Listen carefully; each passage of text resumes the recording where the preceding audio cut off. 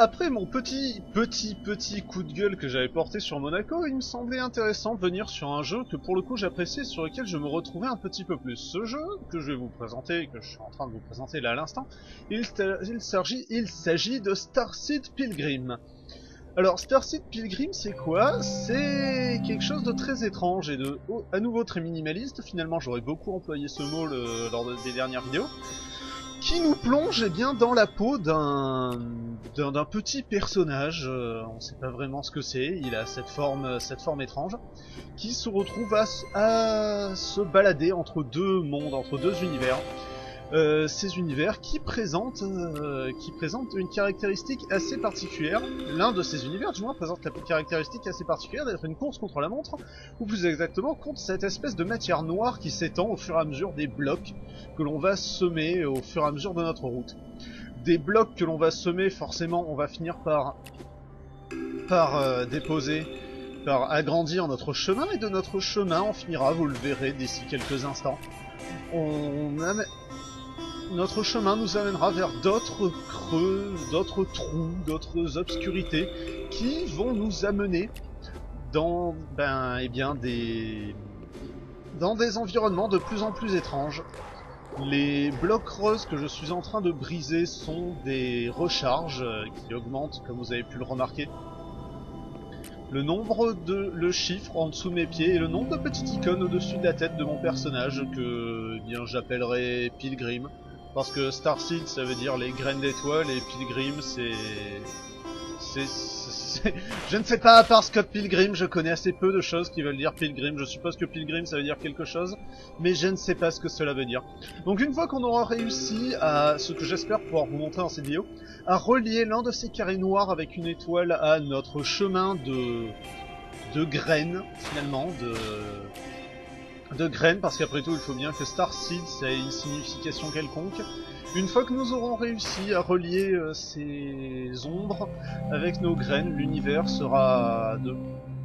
s'obscurcira petit à petit, et nous aurons la malchance d'arriver dans un deuxième univers qui nous obligera à perdre notre chemin. J'ai fait une grosse bêtise en ne détruisant pas à temps ces blocs.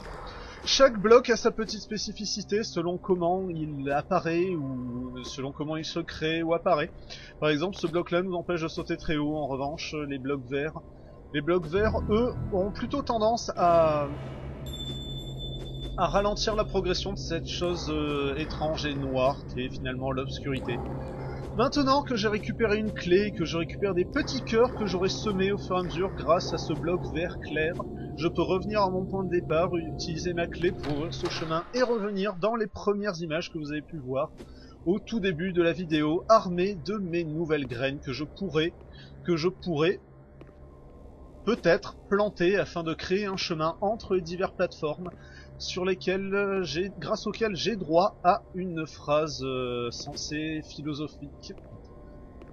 À moins que ce ne soit philosophiquement sensé, qui nous permettra d'avancer et donc de trouver de nouvelles tenues que vous allez voir bientôt. Je me suis trompé de chemin, la graine que je vais poser ne doit pas aller dans cette direction mais plutôt dans l'autre, parce que le chemin que j'ai formé moi-même m'entraîne plutôt dans cette direction.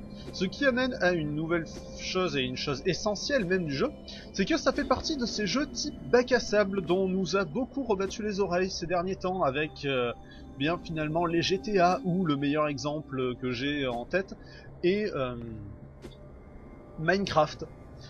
Or, je ne déteste pas Minecraft, mais j'ai énormément de mal avec ce style de jeu qui est le jeu totalement bac à sable, se créant malgré tout un but là où il n'y en a techniquement aucun. Et Starseed Pilgrim ne commet pas cette erreur de donner un but.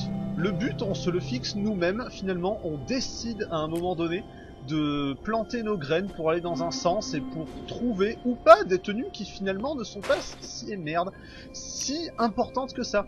La plupart des tenues que j'ai trouvées à ce jour se comptent au nombre fabuleux de quelque chose comme 4. Eh bien, ces 4 tenues n'ont aucun intérêt véritable si ce n'est rendre la progression encore plus difficile au travers des niveaux. La progression étant plus complexe Je vais abandonner cette phrase parce que je suis en train de m'y perdre. Donc une fois que l'on a fini cette partie de récolte, finalement, si l'on a réussi avec un petit peu de chance à repartir dans cet univers contre lequel dans lequel notre temps ne nous est pas compté, nous pouvons bien créer des escaliers via tous les types de blocs possibles afin de trouver de nouvelles tenues qui nous donneront de nouvelles compétences. Par exemple, la tenue que j'ai crée un petit peu plus de blocs que la tenue de base. Une autre tenue nous permettra de faire en sorte que les blocs se créent plus rapidement, mais malheureusement, l'obscurité, l'ombre, je ne sais pas vraiment, se générera elle aussi plus rapidement. Ce qui finalement est assez gênant. En revanche, on pourra trouver une tenue qui nous permettra de briser plusieurs blocs d'affilée. Et ainsi de suite jusqu'à ce que finalement on trouve la tenue qui nous intéressera le plus. C'est véritablement un bac à sable un jeu bac à sable sans sans but. Il n'y a pas de but si ce n'est entendre cette espèce de bruitage, cette espèce de musique extrêmement étrange. Et merde. Oh. Cette espèce de bruitage extrêmement étrange qui ne présage ni du bon ni du mal. C'est une expérience étrange mais à essayer qu'est Starship Pilgrim, donc je vous le conseille.